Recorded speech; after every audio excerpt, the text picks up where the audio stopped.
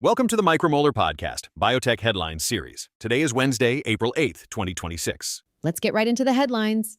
Gilead has rapidly completed 3 acquisitions totaling nearly $15 billion and is now shifting focus toward executing its newly built pipeline. Management is confident that its pipeline is now at its strongest point. Merck is negotiating a multi-billion-dollar acquisition of Terns Pharmaceuticals, lowering its bid after reviewing updated clinical data. Biotech valuations are sensitive to late-stage data, and pharma is aggressively pursuing pipeline assets. Neurocrine is acquiring Soleno for $2.9 billion to secure a rare obesity disorder drug and expand into metabolic disease. There is growing interest in obesity-adjacent indications beyond GLP-1. Recent FDA reversals in rare disease decisions are creating confusion around what clinical evidence is acceptable. Inconsistent handling of external controls is raising concerns across biotech. AbbVie is offering steep discounts on Humira through new pricing channels to offset tariff pressure and competition. Pricing strategy is becoming more dynamic under political and market pressure. Biotech layoffs are continuing across the industry as companies cut costs and prioritize fewer programs. Biotech is building on its $2.1 billion Novo Nordisk deal and positioning itself for broader platform expansion. The company is using the partnership as a launch point to scale technology. Sidewinder has raised $137 million to advance next-generation antibody-drug conjugates with a bispecific approach.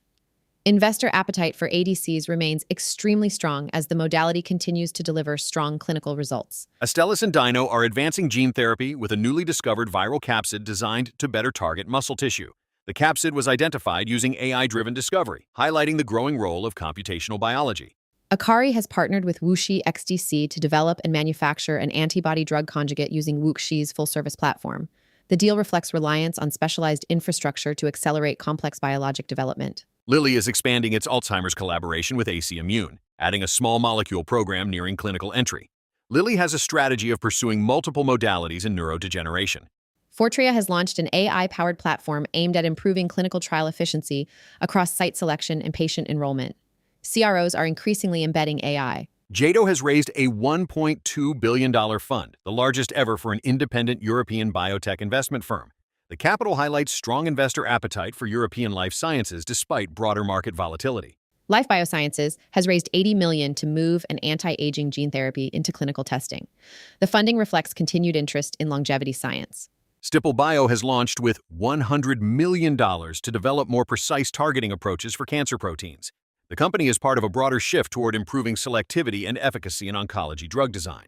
ARPA-H has committed $100 million to regenerative medicine programs focused on repairing and regrowing damaged joints. There is growing government investment in high-risk, high-reward therapeutic innovation. Corsana is planning to go public through a reverse merger to fund its Alzheimer's pipeline. The strategy highlights alternative paths to public markets in a still challenging IPO environment.